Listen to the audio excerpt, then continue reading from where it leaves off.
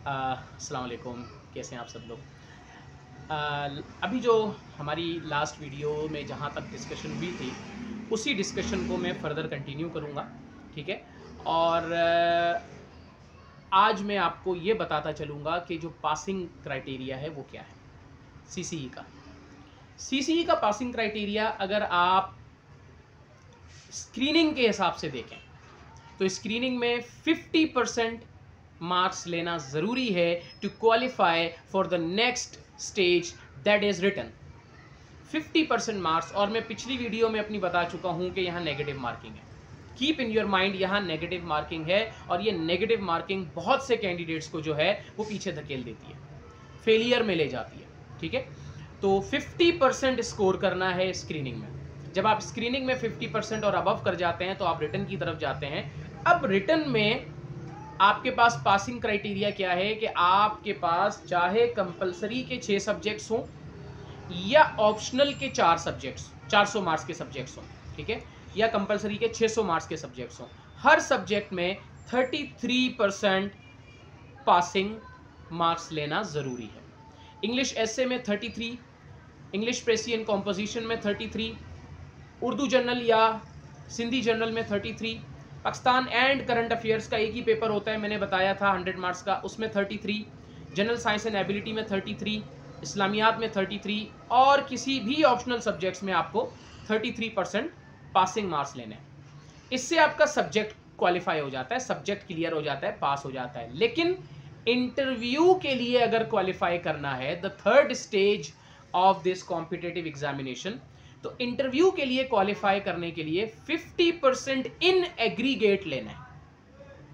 50% in aggregate यानी आपने 1000 marks के पेपर दिए और 1000 मार्क्स में से आपके 500 मार्क्स जो हैं वो आपको लेने थे, लेकिन आपने 499 मार्क्स लिए, 499 मार्क्स लिए। आपके 10 के 10 पेपर क्लियर हैं या 9 के 9 पेपर क्लियर हैं, लेकिन 499 मार्क्स थे आपके। 50% इन एग्रीगेट से कम आप इंटरव्यू के लिए क्वालिफाई नहीं होंगे, आप शॉर्टलिस्ट नहीं होंगे इंटरव्यू के लिए।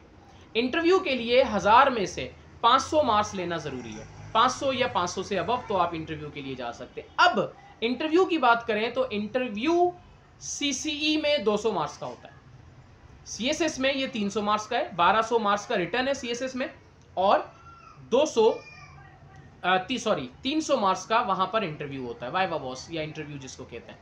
लेकिन सीसीई में 1000 मार्क्स के आपके रिटर्न एग्जाम्स हैं और 200 मार्क्स आपके जो हैं वो किसके हैं, इंटरव्यू के होते हैं। तो टोटल 1200 मार्क्स हो जाते हैं, फिर उसमें से आपका मेरिट बनता है। अब यहां पर मैं आपको बताता चलूं कि ये जो एडवर्टाइजमेंट अनाउंस हुआ है जिसके लिए आप लोग अप्लाई करेंगे, इंशाल्लाह बहुत से लोग कर भी चुके होंगे, इसमें जो वैकेंसीज हैं वो कौन कौन सी है।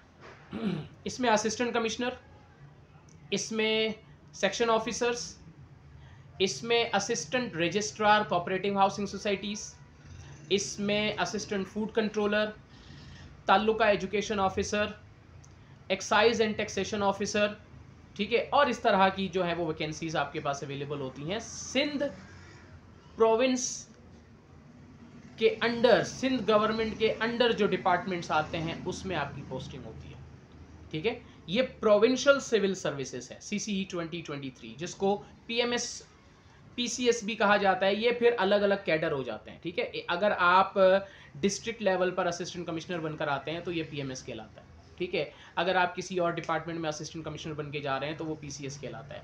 अगर आप सिंध सेक्रेटरीट में सेक्शन ऑफिसर के तौर पर जा रहे हैं तो ये ओएमजी कहलाता है, ऑफिस मैनेजमेंट, ठीक है। तो इट डिपेंड्स कि आप कौन से डिपार्टमेंट में जो है वो अलोकेट हो रहे हैं। मेन चीज़ अलोकेट होना है और उसके लिए आप लोगों ने मेहनत करनी है, ठीक है। अब ये प्रोविंशियल सिविल सर्विसेज है। प्रोविंशियल से मुराद कि आप आफ्टर क्वालिफिकेशन या अगर आपकी रिक्रूटमेंट हो जाती है, अलोकेशन हो जाती है, डिपार्टमेंट मिल जाता है, तो आप सिंध प्रोविंस में सिंध गवर्नमेंट के अंडर रहते हुए आपको सर्विसेज देनी है। आपकी ट्रांसफ़र एंड पोस्टिंग भी सिंध ही के अंदर होती रहेंगी, जबकि सीएसएस में ये नेशनल लेवल का कंपटीशन होता है।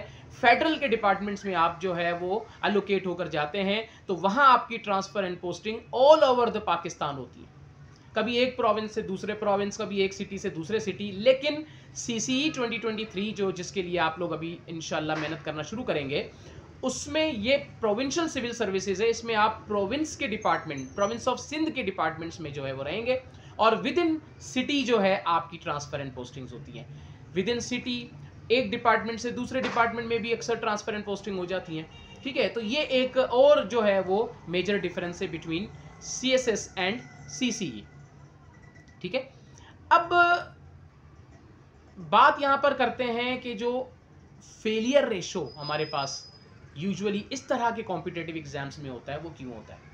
लास्ट टाइम मैंने जो है वो स्क्रीनिंग के हवाले से बता दिया था कि स्क्रीनिंग में बहुत ज़्यादा कैंडिडेट्स क्यों फेल हो जाते हैं, just due to the negative marking. तैयारी इतनी खास करके नहीं गए होते, और फिर वहाँ पर तुक्का मारने का जो कॉन्सेप्ट है वो भी बहुत से कैंडिडेट जो हैं वो कहते हैं नहीं बस लगा देते हैं, नहीं वहाँ पर आकर आपको MCQ नहीं आ रहा, बिल्कुल आइडिया नहीं है, आप उसको ब्लैंक छोड़ दें, क्योंकि अगर वो गलत हो गया तो आपके सही MCQ में से भी 0.25 मार्क्स ले जाएगा, ठीक है। और वहीं से जो है वो शुरुआत होती है स्क्रीनिंग के फेलियर की।